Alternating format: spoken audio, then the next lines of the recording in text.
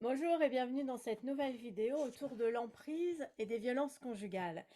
Alors, n'hésitez pas à vous abonner pour ne manquer aucune des prochaines vidéos. N'hésitez pas à poster vos commentaires, à partager et à liker pour m'encourager à continuer, à me poser vos questions pour que je puisse y répondre. C'est ce que je vais d'ailleurs faire aujourd'hui. Je remercie les personnes qui m'ont posé des questions autour de la manipulation, des violences conjugales et notamment ces questions autour du pervers narcissique. Qu'est-ce que c'est exactement un pervers narcissique? Est-ce que les personnes violentes sont forcément perverses, narcissiques?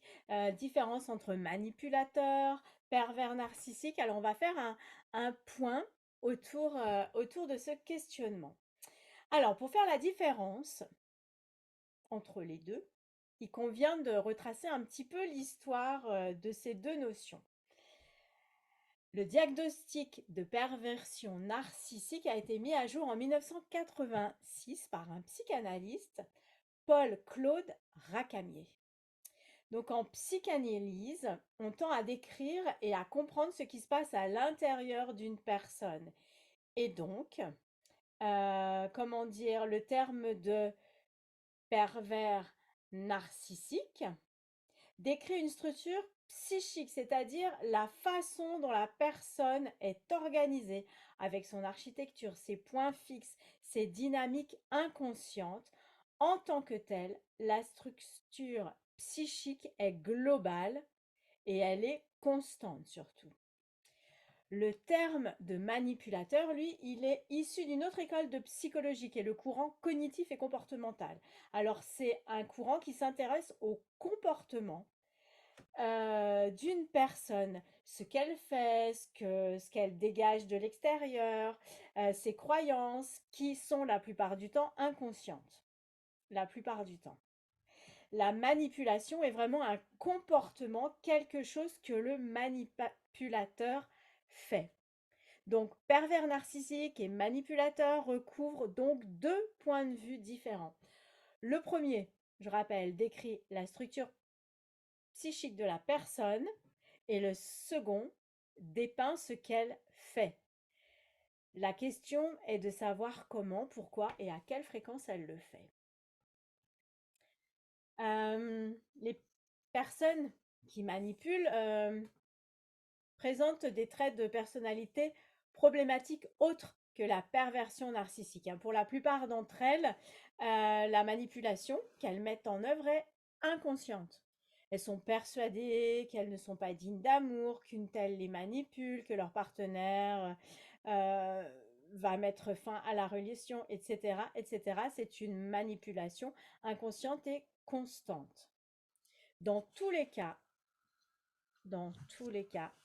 les manipulations sont réelles, même si elles ne sont pas toujours conscientes.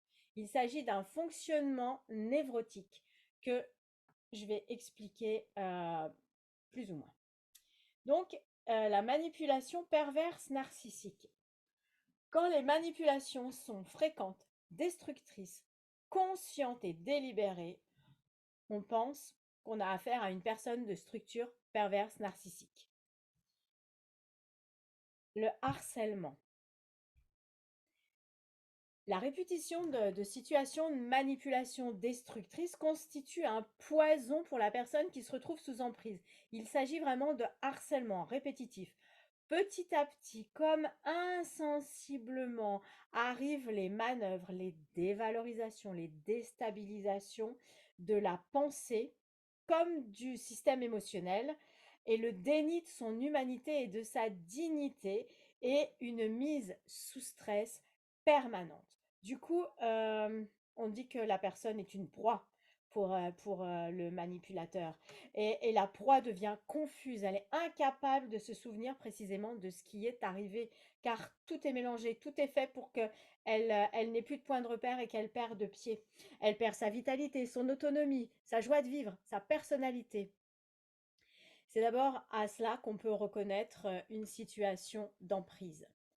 Les personnes arrivent souvent J'aime beaucoup employer cette image dans Harry Potter comme les mange-morts. Vous savez, ce sont ces personnages qui aspirent votre essence vitale et on la voit qui sort de votre corps et vous vous retrouvez complètement éteint de l'intérieur, comme des coquilles vides. C'est vraiment ça qui se passe dans la perversion et dans la manipulation.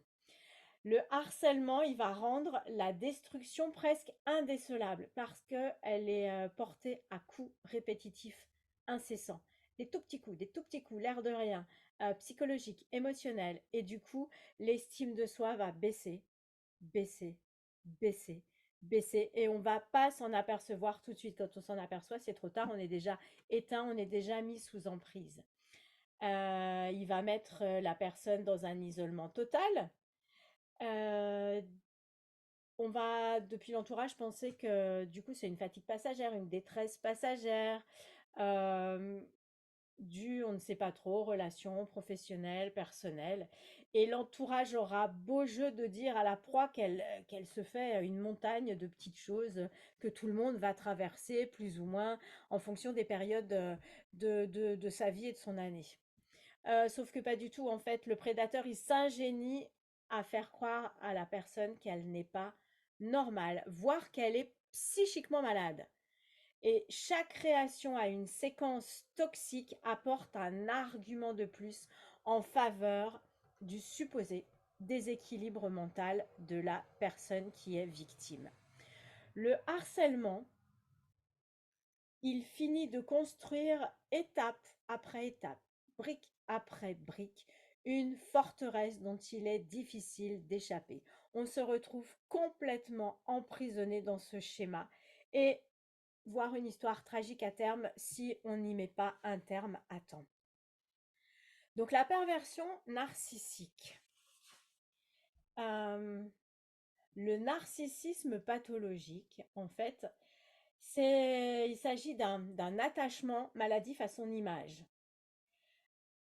Seule la personne compte.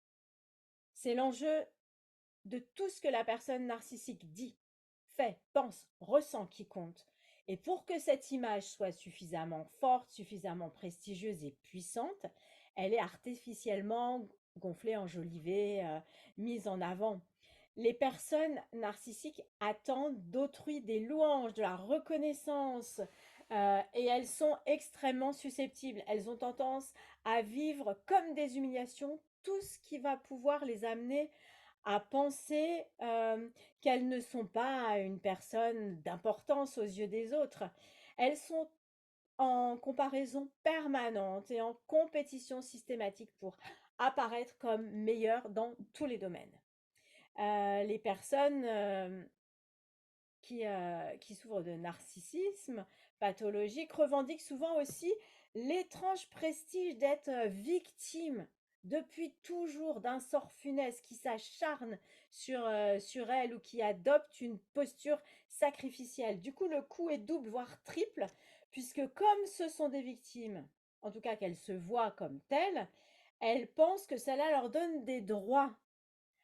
De plus, elles sont persuadées que personne ne songerait, dans le cas difficile et pénible où elles se trouvent à cause de leur vécu, que personne ne peut prendre le pouvoir sur elles, puisqu'elles vont inverser le schéma de pouvoir en faisant culpabiliser les autres.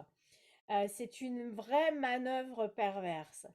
On se rend compte que dans ces conditions, le fait de reconnaître leur tort, pardon, et d'admettre leur imparfaite humanité avec humilité et humour sont quelque chose absolument impossible, absolument dépourvu d'empathie. La résolution des différends ou des conflits est par conséquent extrêmement problématique, quasi même impossible. La perversion, à présent. En fait, la perversion, il s'agit du plaisir sadique pris à détruire l'autre. La dynamique de la destruction va se faire en deux temps. Dans le premier temps, le pervers narcissique, il va identifier chez sa future proie des caractéristiques que lui aimerait bien avoir. Par exemple, joie de vivre, richesse, sociabilité, facilité matérielle ou intellectuelle, créativité, réussite, générosité.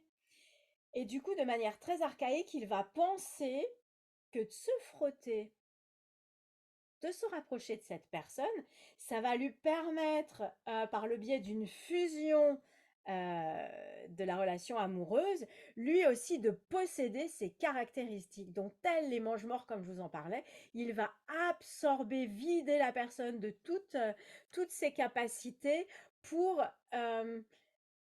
pour les absorber et pour lui-même rayonner de tout ça, joie de vivre, créativité, tout essayer de s'approprier, au détriment de la vie de la personne avec laquelle il est en relation amoureuse, entre autres. Et pour se rapprocher, bah, il charme, il attire, il leurre à la manière, d'une plante carnivore attirant les mouches. Seulement à un moment donné, il se rend compte que son stratagème qui est archaïque ne fonctionne pas forcément comme il le souhaite, hein. C'est pas parce que on sort avec une personne belle, j'entends cliché physiquement, que nous-mêmes on va devenir beau, avoir des yeux bleus, voilà. Exemple, on est bien d'accord. C'est pas un critère de beauté ce que je suis en train de vous donner. Donc non seulement il va pas réussir à dérober, à obtenir ça par le contact de l'autre, mais du coup, il va être persuadé que l'autre va lui faire de l'ombre.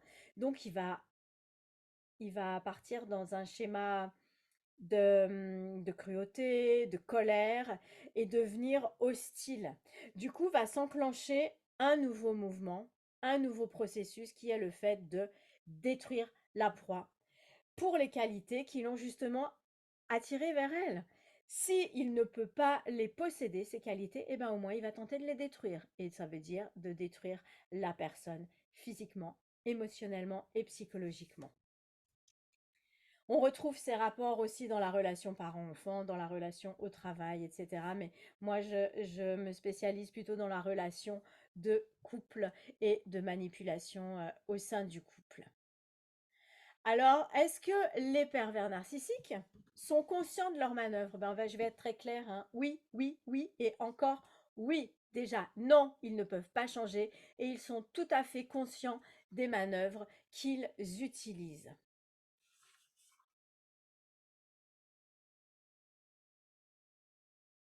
En fait, si on prend des exemples, par exemple, et des témoignages, certaines personnes vont se reconnaître et dire, «Bah, oui, oui, je me reconnais très bien dans cette, description» et ils sont même très fiers qu'on parle d'eux ainsi. Ils ont même parfois de la gentillesse de confirmer, ces théories-là. Une fois, une personne, disait qu'elle fait tout ça comme il se voit. C'est comme un jeu, une envie de pouvoir et il trouve ça jouissif, de pouvoir détruire et comme il n'est dénué d'empathie, n'a absolument aucun cas du fait que la personne soit complètement détruite et que son jeu soit destructeur. Un autre déclare que effectivement, ce que peuvent ressentir les autres l'indiffère totalement, puisque lui seul compte. Donc vraiment, le seul moyen d'échapper à ces relations, mais c'est la fuite, c'est de quitter la relation pour sauver sa vie, pour sauver sa peau, voire celle de ses enfants, si on a des enfants. Euh, donc les pervers narcissiques sont parfaitement conscients du fait qu'ils font mal. Est-ce qu'ils sont insensibles? Mais oui, du coup, ils sont insensibles. Ils sont insensibles à la douleur d'autrui. Ils manquent d'empathie. Leur empathie est pourtant grande, hein, puisqu'elle leur permet de déceler les points faibles de, de la proie. Et ils vont s'engouffrer dans les failles de l'autre personne qui va être fragile, à l'écoute, dans l'amour, dans la joie. Et ils vont profiter de cette gentillesse et de cette hypersensibilité que peuvent avoir les personnes qui se retrouvent sous emprise pour du coup complètement les effacer et les écraser à leurs dépens.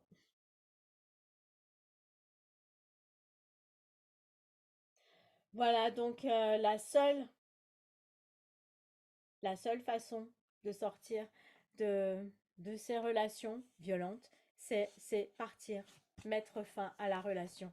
Il y a, ils sont incapables de se remettre en question, donc la relation ne pourra pas évoluer. Si vous retrouvez confiance en vous, parce que avec cette relation, vous allez perdre petit à petit votre confiance, du coup, vous n'allez plus intéresser la personne et elle va se détourner de vous. Si vous essayez à tout prix d'essayer d'écouter, de comprendre, d'aider cette personne, on rentre dans son jeu et on va se faire brûler les ailes, on va se faire détruire. Alors, on me posait la question aussi, est-ce que un homme violent est forcément un pervers narcissique ou non, pas forcément. Quelqu'un peut être violent dû à son éducation ou à son manque d'éducation parce qu'il est en proie à des dépendances, que ça soit alcool, drogue, je ne sais pas, télé, jeu, en manque quelconque. Et du coup, sa seule façon de réagir, c'est la violence, qu'elle soit physique ou verbale. Mais ça ne veut pas dire qu'il va forcément vous manipuler. En tout cas, quoi qu'il en soit, si une personne est violente à votre encontre, c'est une personne toxique qui vous courez un grand risque à rester dans cette relation qui n'est pas excusable. Quelqu'un qui est violent est quelqu'un qui a besoin d'aide, qui a besoin de se faire accompagner parce qu'il ne sait pas maîtriser ses émotions, parce qu'il ne sait pas s'aimer et donc il sera incapable d'aimer quelqu'un d'autre. Voilà, donc quelqu'un de violent n'est pas forcément manipulateur, il sera forcément à terme destructeur de lui-même d'une part, mais aussi des autres. En tout cas, si vous connaissez des personnes dans ce genre de relations qui peuvent se reconnaître, n'hésitez pas à leur partager et n'hésitez pas à me contacter en message privé. Si ça vous fait écho, n'hésitez pas à prendre un rendez-vous pour faire un point sur votre situation. Voilà, merci pour votre écoute et je vous souhaite une très belle journée.